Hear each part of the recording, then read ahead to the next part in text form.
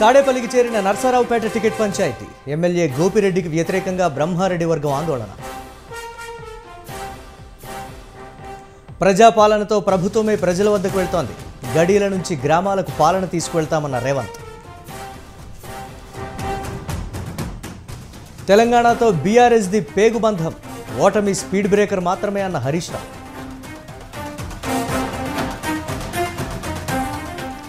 మంగళగిరిలో టీడీపీ విస్తృత స్థాయి సమావేశం, పార్టీ బలోపేతానికి చేపట్టాల్సిన కార్యక్రమాలపై చర్చ.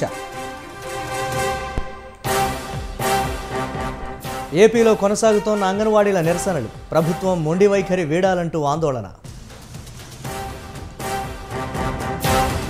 అమెరికా టెక్సాస్లో ఘోర రోడ్డు ప్రమాదం, 6 మృతి, 3 గాయాలు.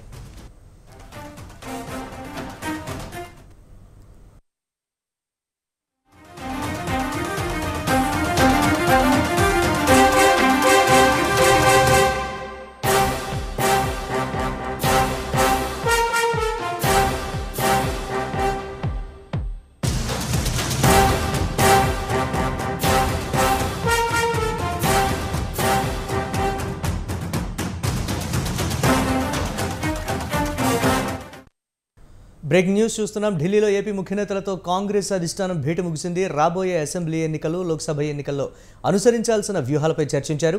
స్టార్ క్యాంపెయినర్గా వైఎస్ఆర్టీపీ అధినేత్రి షర్మిల సేవలు వినియోగించుకోవాలని నిర్ణయానికి వచ్చినట్టు తెలుస్తోంది. ఏపీలోని దళిత గిరిజన నియోజకవర్గాలతో పాటు కడప, కర్నూలు, చిత్తూరు, అనంతపురం, రాయలసీమ జిల్లాలపై ఫోకస్ చేసిన కాంగ్రెస్ ఆయా నియోజకవర్గాల్లో షర్మిల చేత ప్రచారం చేయించాలని నిర్ణయించినట్లు సమాచారం.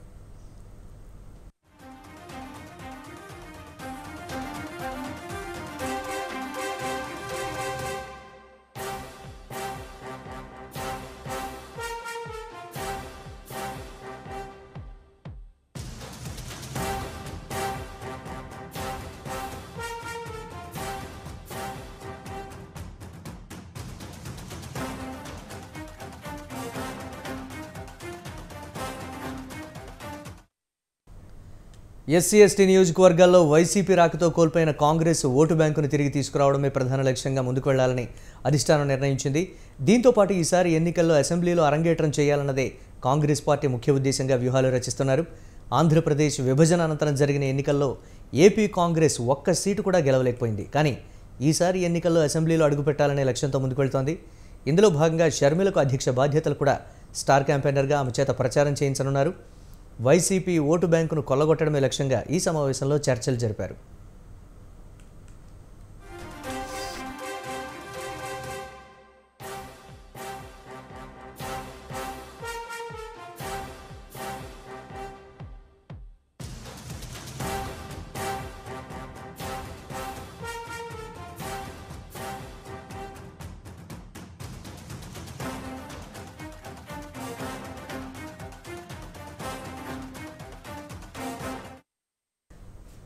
ఢిల్లీలో ఏపీ ముఖ్య నేతలతో కాంగ్రెస్ అధిష్టానం భేటీ ముగిసింది. రాబోయే అసెంబ్లీ ఎన్నికలు, లోక్సభ ఎన్నికల్లో అనుసరించాల్సిన వ్యూహాలపై చర్చించారు.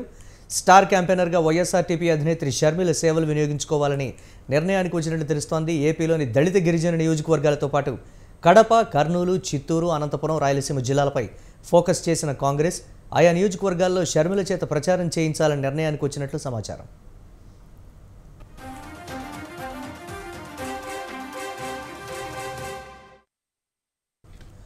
ఎస్సీ ఎస్టీ నియోజకవర్గాల్లో వైసీపీ రాకతో కోల్పోయిన కాంగ్రెస్ ఓటు బ్యాంకును తిరిగి తీసుకురావడమే ప్రధాన లక్ష్యంగా ముందుకు వెళ్లాలని అధిష్టానం నిర్ణయించింది. దీంతో పాటు ఈసారి ఎన్నికల్లో అసెంబ్లీలో అరంగేట్రం చేయాలన్నదే కాంగ్రెస్ పార్టీ ముఖ్య ఉద్దేశంగా వ్యూహాలు రచిస్తున్నారు. ఆంధ్రప్రదేశ్ విభజన అనంతరం జరిగిన ఎన్నికల్లో ఏపీ కాంగ్రెస్ ఒక్క సీటు కూడా గెలవలేకపోయింది. కానీ ఈసారి ఎన్నికల్లో అసెంబ్లీలో అడుగుపెట్టాలనే లక్ష్యంతో ముందుకు వెళ్తోంది. ఇందులో భాగంగా షర్మిలకు అధ్యక్ష బాధ్యతలు కాకుండా స్టార్ క్యాంపెయినర్గా ఆమె చేత ప్రచారం చేయించనున్నారు. వైసీపీ ఓటు బ్యాంకును కొల్లగొట్టడమే లక్ష్యంగా ఈ సమావేశంలో చర్చలు జరిపారు.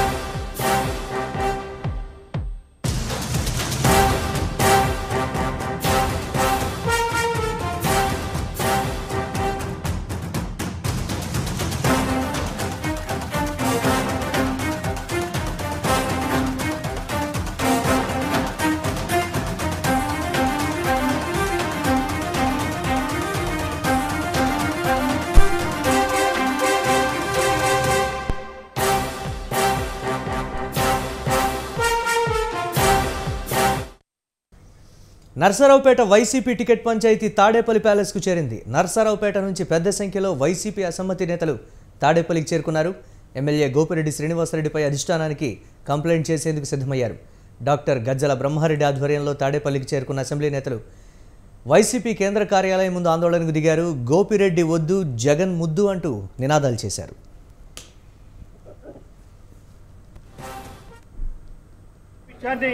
వారికి సవినయంగా మనం చేస్తా ఉన్నా.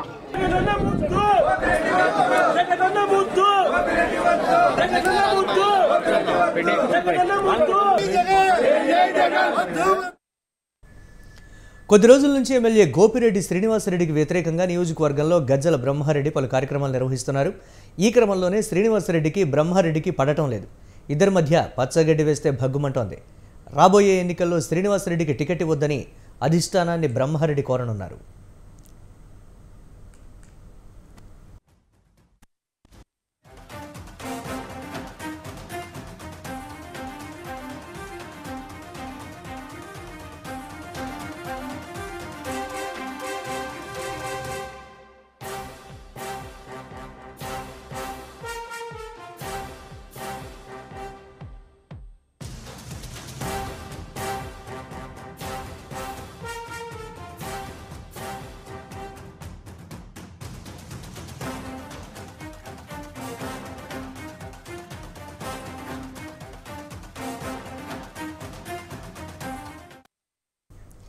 నర్సరావుపేట వైసీపీ టికెట్ పంచాయతీ తాడేపల్లి ప్యాలెస్కు చేరింది. నర్సరావుపేట నుంచి పెద్ద సంఖ్యలో వైసీపీ అసమ్మతి నేతలు తాడేపల్లికి చేరుకున్నారు.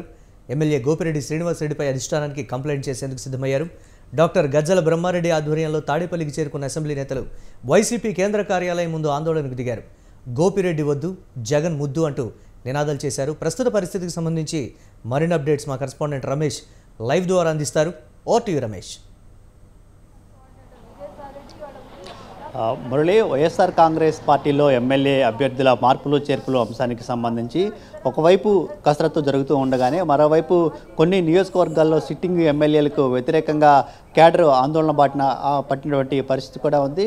ప్రధానంగా ఎమ్మెల్యే మార్పులు చేశారు. ఆ నియోజకవర్గాల్లో సిట్టింగ్ ఎమ్మెల్యేలకి అవకాశం ఇవ్వాలని కొంతమంది పార్టీకి సంబంధించిన నేతలు కావచ్చు, క్యాడర్ కానీ పట్టుబడుతున్నటువంటి సమయంలోనే మరోవైపు కొన్ని నియోజకవర్గాల్లో సిట్టింగ్ ఎమ్మెల్యేలకు టికెట్లు ఇవ్వద్దంటూ కూడా ఆందోళన చేసినటువంటి పరిస్థితి కూడా ఉంది. ఈరోజు నర్సరావుపేట నియోజకవర్గానికి సంబంధించి కొంతమంది పార్టీకి సంబంధించిన నేతలు తాడేపల్లిలోని పార్టీ కార్యాలయానికి రావడం జరిగింది. ప్రధానంగా సిట్టింగ్ ఎమ్మెల్యే గోపిరెడ్డి శ్రీనివాసరెడ్డికి వ్యతిరేకంగా పార్టీ కార్యాలయంలో ఆందోళన చేసినటువంటి పరిస్థితి కూడా ఉంది. గోపిరెడ్డి శ్రీనివాసరెడ్డి వల్ల పార్టీ తీవ్రంగా నష్టపోయింది. వచ్చే ఎన్నికల్లో ఆయనకు టికెట్ ఇస్తే మళ్ళీ గెలిచే అవకాశం లేదు కాబట్టి గోపిరెడ్డి శ్రీనివాసరెడ్డికి టికెట్ ఇవ్వద్దంటూ పెద్ద ఎత్తున ఆయన వ్యతిరేక వర్గం తాడేపల్లిలోని పార్టీ కేంద్ర కార్యాలయం వద్ద ఆందోళన చేసినటువంటి పరిస్థితి కూడా ఉంది. మరోవైపు ఈ అంశానికి సంబంధించి ప్రభుత్వ సలహాదారు సభ్యులు కూడా స్పందించారు. వైఎస్ఆర్ కాంగ్రెస్ పార్టీ ప్రస్తుతం అధికారంలో ఉంది. చాలామంది నేతలు కూడా ఉన్నారు కాబట్టి ఈ అసంతృప్తులు అనేది సహజం. ఎవరైతే అసంతృప్తిగా ఉన్నారో వారితో పిలిచి మాట్లాడతాము, ఈ అసంతృప్తులు అనేవి త్వరలోనే చల్లారిపోతాయంటూ కూడా ఆయన ఒక కామెంట్ చేసినటువంటి పరిస్థితి కూడా ఉంది. ఎందుకంటే మళ్ళీ వైఎస్ఆర్ కాంగ్రెస్ పార్టీ తిరిగి అధికారంలోకి వచ్చే అవకాశం ఉంది కాబట్టి పెద్ద ఎత్తున నేతలు టికెట్లు ఆశిస్తున్నారనే అభిప్రాయాన్ని కూడా ఒకవైపు సజ్జలు వ్యక్తం చేశారు. ఇక మరోవైపు చూస్తే తాడేపల్లిలోని క్యాంపు కార్యాలయంలో ఎమ్మెల్యే మార్పులు చేర్పులకు సంబంధించి కసరత్తు కొనసాగుతూ ఉంది. ఈరోజు ఉదయం నుంచి వివిధ జిల్లాలకు సంబంధించినటువంటి ఎమ్మెల్యేలు తాడేపల్లిలోని సీఎం క్యాంపు కార్యాలయానికి రావడం జరిగింది. వచ్చే ఎన్నికల్లో ఈ ఎమ్మెల్యేలకు టికెట్లు ఇచ్చే అవకాశం లేదని ప్రచారం జరుగుతున్నటువంటి నేపథ్యంలో ఆ ఎమ్మెల్యేలు క్యాంపు కార్యాలయానికి రావడం, పార్టీ పెద్దలతోనూ అదేవిధంగా సీఎం జగన్మోహన్ రెడ్డితో సమావేశం కావడం కూడా చర్చనీయాంశమైంది. ప్రధానంగా విశాఖ జిల్లాతో పాటు ఇటు రాయలసీమ జిల్లాలకు సంబంధించి కర్నూలు జిల్లా, అదేవిధంగా అనంతపురం జిల్లాలకు సంబంధించినటువంటి కొంతమంది సిట్టింగ్ ఎమ్మెల్యేలు కూడా సీఎం క్యాంప్ కార్యాలయానికి వచ్చారు. వీరితో పాటు పార్టీ రీజనల్ కోఆర్డినేటర్లు మంత్రి పెద్దిరెడ్డి రామచంద్రారెడ్డి, మిథున్ రెడ్డి, అదేవిధంగా సుబ్బారెడ్డితో పాటు మరికొంతమంది కూడా సీఎం క్యాంపు కార్యాలయంలోనే ఉన్నారు. ఎవరికైతే టికెట్ వచ్చే అవకాశం లేదని చర్చ జరుగుతుందో ఆ ఎమ్మెల్యేలతో ముందుగా సమావేశం అవుతూ ఉన్నారు. వచ్చే ఎన్నికల్లో టికెట్లు రాకపోతే ఏ కారణం చేత టికెట్లు ఇవ్వలేకపోతున్నారు, అదేవిధంగా వాళ్ళు పార్టీ గెలుపు కోసం పనిచేస్తే వారికి మళ్ళీ పార్టీ అధికారంలోకి వచ్చిన తర్వాత ఏ విధంగా న్యాయం చేస్తామని అంశాలకు సంబంధించి కూడా పార్టీ ముఖ్య నేతలు ఎమ్మెల్యేలతో చర్చలు జరుపుతున్నటువంటి పరిస్థితి కూడా ఉంది. ఇది ఇలా ఉంటే ఇప్పటికే ఏదైతే 11 నియోజకవర్గాల్లో ఎమ్మెల్యే అభ్యర్థులు మార్పులు చేర్పులు చేయడం జరిగిందో ఈ అంశానికి సంబంధించి కూడా అక్కడక్కడ కొంత అసంతృప్తి వ్యక్తమవుతూ ఉన్నటువంటి నేపథ్యంలో పార్టీ సీనియర్ నేత విజయసాయిరెడ్డి కూడా గతంలో ఏదైతే ప్రకాశం జిల్లాకు సంబంధించి ఎమ్మెల్యే అభ్యర్థుల మార్పులు చేర్పులు చేశారో వారితో సమావేశమయ్యారు. వీరిలో ఎవరైతే కొంతమంది ఎమ్మెల్యేలు మంత్రులను పక్క నియోజకవర్గాలకు పంపించారో ఆ నియోజకవర్గాల్లో ఎవరికైతే బాధ్యతలు అప్పగించడం జరిగిందో వారందరినీ కూడా వచ్చే ఎన్నికల్లో గెలిపించాలంటూ కూడా విజయసాయిరెడ్డి పార్టీ నేతలకు దిశానిర్దేశం చేస్తున్నటువంటి పరిస్థితి కూడా ఉంది. ఇక ప్రకాశం జిల్లాకి సంబంధించి పార్టీ సీనియర్ నేత బాలినేని శ్రీనివాసరెడ్డి వ్యవహారం కూడా గత కొన్ని రోజులుగా కొంత వివాదాస్పదం అవుతున్నటువంటి నేపథ్యంలో ఆయన కూడా పార్టీ రీజనల్ కోఆర్డినేటర్ విజయసాయిరెడ్డితో సమావేశమయ్యారు.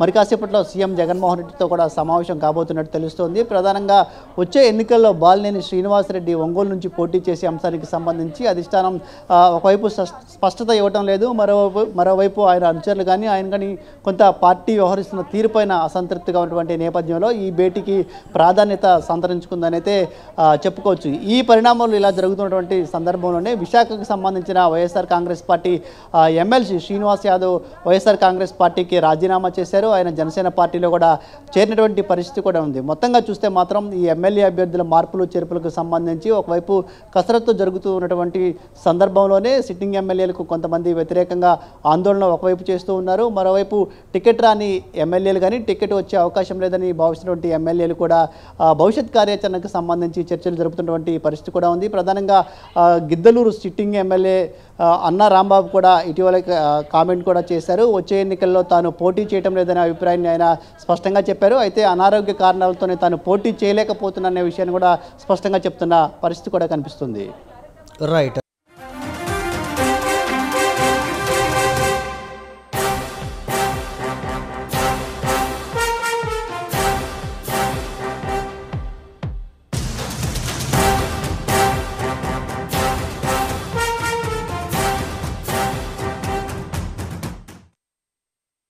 బ్రేక్ న్యూస్ చూస్తున్నాం. వైసీపీలో అసంతృప్తులపై ప్రభుత్వ సలహాదారు సజ్జల రామకృష్ణారెడ్డి తనదైన శైలిలో స్పందించారు. ఎన్నికలకు ముందు ఏ పార్టీలోనైనా పోటీ సహజమే అన్నారు. వైసీపీ బలమైన పార్టీ అని, అందుకే ఆశావహులు ఎక్కువ సంఖ్యలో కనిపిస్తున్నారని అన్నారు. వచ్చే ఎన్నికల్లో వైసీపీ నుంచి ఫలితాలు సాధిస్తుందని ఆశాభావం వ్యక్తం చేశారు. అందులోనూ ఎన్నికలు వస్తుంది, సహజంగానే కలిసిన వాళ్ళు చాలామంది ఆస్పిరెంట్స్ వస్తారు, ఆశావాహులు ఉంటారు, వాళ్ళని సపోర్ట్ చేసే వాళ్ళు ఉంటారు. ఏ పార్టీలో అయినా ఉంటుంది. ఏ పార్టీకి అయితే ఎక్కువ బలం ఉందో, ఏ పార్టీలో అయితే ఎక్కువ మంది నాయకులు ఉన్నారో, డిమాండ్ ఉందో అక్కడే ఎక్కువ ఉంటుంది తాకిడి. అది లేకపోతే ఎత్తిపోయిన పార్టీ అయినట్టు. ఎవరు అడగలేదు, ఎవరిని వ్యతిరేకించలేదు, అసలు ఏమీ లైఫ్ లేదంటే అది ఎత్తిపోయిన పార్టీ. ఎందుకు పనికిరాని చల్లని నాణ్యం అనుకోవాలి. మా పార్టీ బాగా మంచి దీని మీద ఫామ్లో ఉంది. బ్రహ్మాండమైన రూలింగ్ ఇచ్చాం. ఎన్నికల్లో బ్రహ్మాండంగా పర్ఫామ్ చేయబోతున్నాం కాబట్టి, నాయకులు ఉన్నారు కాబట్టి ఆస్పిరెంట్స్ ఉన్నారు. అది చాలా సహజంగా జరిగేది. దాన్ని వాళ్ళని కూర్చోబెట్టి మాట్లాడతాం, అందరినీ చేస్తాం, ఒక తాటి మీదకి వస్తారు.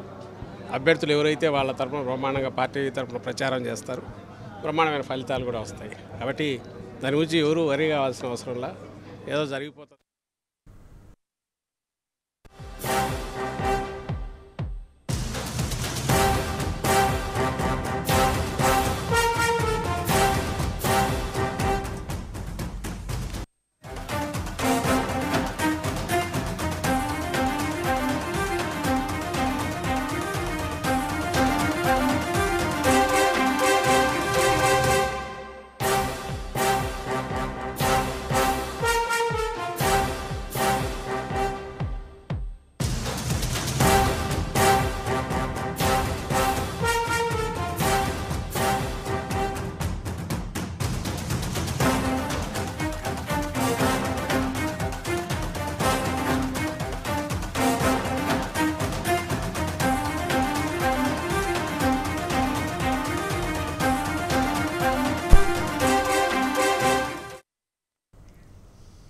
హైదరాబాద్లోని బీజేపీ కార్యాలయంలో పదాధికారుల సమావేశం జరుగుతోంది. స్టేట్ ఆఫీస్ బేరర్లతో పార్టీ జాతీయ అధ్యక్షుడు కిషన్ రెడ్డి భేటీ అయ్యారు.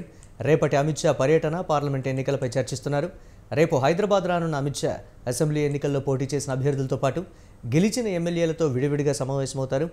బీజేపీ శాసనసభ పక్షనేత ఎవరనే దానిపై రేపు క్లారిటీ రానుంది. మరోవైపు లోక్సభ ఎన్నికలకు క్యాడర్ను సమాయత్తం చేయనున్నారు అమిత్ షా.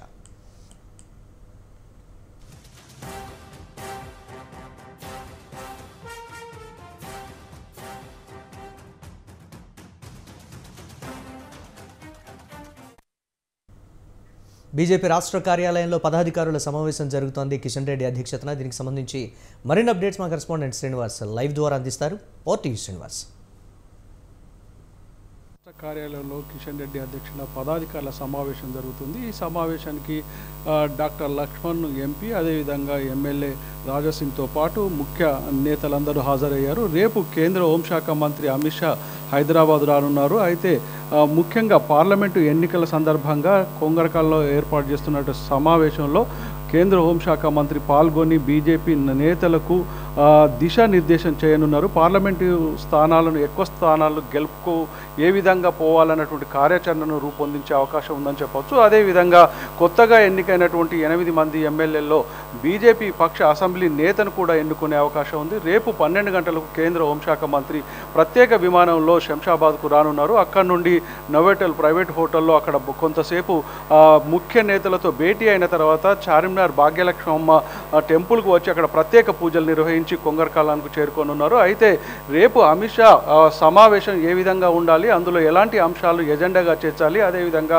పార్లమెంటు స్థాయిలో జరుగుతున్నటువంటి ఈ సమావేశానికి మండల, జిల్లా, రాష్ట్ర స్థాయి, జాతీయ స్థాయి నేతలు కూడా హాజరవుతున్నారు. వాళ్ళందరికీ కేంద్ర హోంశాఖ మంత్రి అమిత్ షా దిశానిర్దేశం చేయనున్నారు. ముఖ్యంగా గతంలో పార్లమెంటు ఎన్నికల్లో 4 స్థానాలు గెలుచుకున్నటువంటి బీజేపీ ఈసారి తెలంగాణ నుండి దాదాపుగా డబుల్ డిజిట్ అంటే 12 స్థానాలు కైవసం చేసుకోవాలన్నటువంటి లక్ష్యంతో ఈ సమావేశం నిర్వహిస్తున్నారు. అందులో బీజేపీ మండల స్థాయి నేతల నుండి జాతీయ స్థాయి నేతల వరకు ఏ విధంగా బీజేపీ గెలుపు కోసం పనిచేయాలన్నటువంటి దిశానిర్దేశం చేయనున్నారు. ప్రధానంగా 32 అంశాలతో కూడినటువంటి గతంలో అంటే ప్రధాని నరేంద్ర మోడీ చేసినటువంటి అంశాలు, అదేవిధంగా రాష్ట్ర అభివృద్ధిలో కేంద్ర ప్రభుత్వం పాత్ర, అదేవిధంగా ఈ మధ్యకాలంలో బీజేపీ చేసినటువంటి అభివృద్ధి కార్యక్రమాలు ప్రజల్లోకి ఏ విధంగా తీసుకువెళ్ళాలి, అదేవిధంగా ఎన్నికల వరకు ఏ విధమైనటువంటి కార్యాచరణ రూపొందించాలి, ప్రజల్లోపలికి బీజేపీని ఎలా తీసుకువెళ్ళాలంటే అంశాలను కూడా ఈ సమావేశంలో చర్చించి కేంద్ర హోంశాఖ మంత్రి దిశానిర్దేశం చేయనున్నారు. ప్రధానంగా ఇక్కడ ఉన్నటువంటి తెలంగాణకు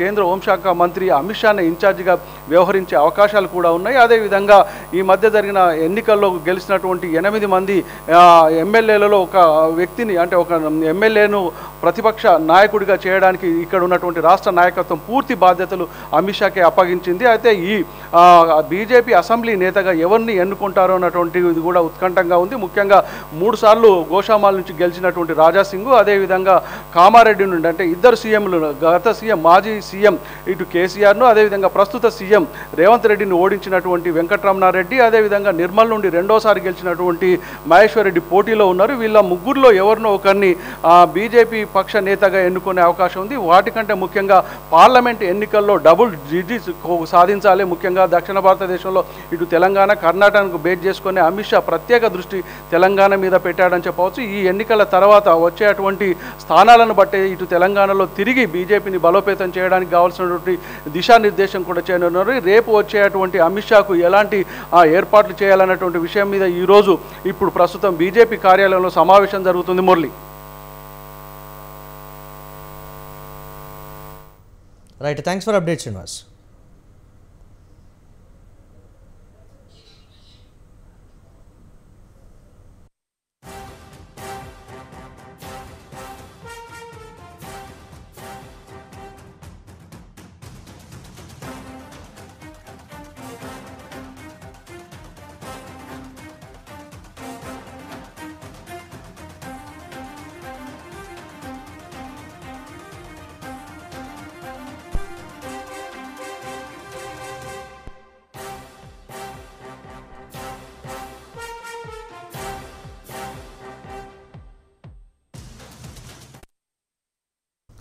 టీడీపీ అధినేత చంద్రబాబు హయాంలో జరిగిన స్కిల్ డెవలప్మెంట్ స్కామ్ కేసులో దాఖలైన పిటిషన్ని వాళ్ళ ఏపీ హైకోర్టు విచారించింది. స్కిల్ స్కామ్ కేసును సీబీఐతో దర్యాప్తు చేయించాలంటూ మాజీ ఎంపీ ఉండవల్లి అరుణ్ కుమార్ ఈ పిటిషన్ దాఖలు చేశారు. 14 మంది ప్రతివాదులు పలు కారణాలతో నోటీసులు తీసుకోలేదని పిటిషనర్ కోర్టు దృష్టికి తీసుకెళ్లారు. ఇంట్లో ఎవరూ లేకపోవడం, ఇతర కారణాలతో నోటీసులు వెనక్కి వచ్చిన విషయాన్ని ప్రస్తావించారు ఆయన. ఈ కేసులో కొందరు ప్రతివాదులు తెలుగు రాష్ట్రాలతో పాటు మహారాష్ట్ర, ఢిల్లీలోనూ ఉన్న విషయాన్ని తెలియజేస్తూ ఆయా ప్రతివాదులకు పేపర్ ప్రకటన ద్వారా నోటీసులు ఇస్తామన్నారు. ఈ విషయంపై మెమో ఫైల్ చేసినట్లు కోర్టుకు తెలిపారు. పిటిషన్పై వాదనలు విన్న హైకోర్టు తదుపరి విచారణను వారం రోజులకు వాయిదా వేసింది.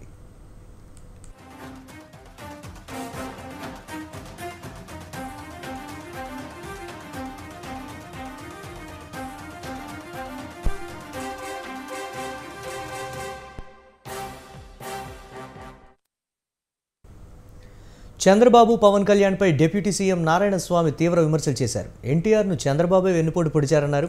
నమ్మిన వాళ్లను మోసం చేయడంలో చంద్రబాబు దిట్ట అని ఎద్దేవా చేశారు. ఎంతమంది కలిసి వచ్చినా జగన్మోహన్ రెడ్డిని ఏమీ చేయలేరన్నారు. పవన్ కళ్యాణ్ తన కులాన్ని చంద్రబాబుకు అమ్మేస్తున్నారని ఆయన అన్నారు. పవన్ కళ్యాణ్ ఎప్పటికీ సీఎం కాలేరని నారాయణస్వామి స్పష్టం చేశారు. చంద్రబాబు అనేవాడు తెలుగుదేశం పార్టీని పెట్టినాడా? చంద్రబాబుకు పిల్లనిచ్చిన ఎన్టీ రామారావుని వెన్నుపోటు పొడిచాడు. అందుకే చంద్రబాబుని ఔరంగజేబుగా తీసుకుంటున్నాము. చంద్రబాబు నమ్మిన వాళ్ళని ఎవరిని నమ్మిన వాళ్ళకి ఏం చేశాడు? 14 సంవత్సరాలుగా ముఖ్యమంత్రిగా ఉండేటప్పుడు ప్రతి తూరి వచ్చినప్పుడంతా నేను మారినాను, ప్రజలు నన్ను నమ్మండి అని ఒక మేనిఫెస్టో పెట్టాడు. ఆ మేనిఫెస్టోలో పెట్టింది ఒకటని చేసినాడా? ఎస్సీని 2గా చీల్చాడు. ఎస్సీలకి ఏం చేసినాడు? బీసీలకి ఏం చేశాడు? దాన్ని చెప్పమనండి. చర్చకు రాకుండా మంత్రి సీదిరి అప్పలరాజు పారిపోయారంటూ ఎద్దేవా చేశారు మాజీ మంత్రి కొల్లు రవీంద్ర. బీసీలను అన్ని విధాలా అణగదొక్కిన చరిత్ర సీఎం జగన్దేనని అన్నారు ఆయన. ఎవరి హయాంలో బీసీల అభివృద్ధి జరిగిందో చర్చకు రావాలని సవాల్ విసిరారు. ఆడుదాం ఆంధ్ర వల్ల ప్రజలకు ప్రయోజనం ఏంటని ప్రశ్నించారు. దోచుకోవడానికి జగన్ కొత్త డ్రామా మొదలుపెట్టారని మండిపడ్డారు. బీసీలకు అందాల్సిన పథకాలు నిధులను నిలిపివేసి వారిపై వివక్ష చూపిస్తున్నారని కొల్లు రవీంద్ర ఫైర్ అయ్యారు. అప్పలరాజు గారు ఒక చేతగాని దద్దమ్మలాగా ఒక లెటర్ రాశారు. బహిరంగ చర్చకి సిద్ధమని రాశారు. ఇవాళ ఆయన రాసినటువంటి లెటర్కి మేము బహిరంగంగా చర్చించడానికి సిద్ధమే. నీకు దమ్ము ధైర్యం ఉంటే నువ్వు చేశానని చెప్తున్నటువంటి కార్యక్రమాల మీద నీకు నమ్మకం ఉంటే విజయవాడ ప్రెస్ క్లబ్లో ఈరోజు ఉదయం 11 గంటలకు వస్తామని చెప్పి బహిరంగ ఛాలెంజ్కి ఇవ్వడం జరిగింది. మీరు వచ్చి సమాధానం చెప్పలేదంటే వీళ్ళు చేత కానీ దద్దమ్మ. ఇవి ఇప్పటి వరకు అప్డేట్స్. కీప్ వాచింగ్ స్వతంత్ర.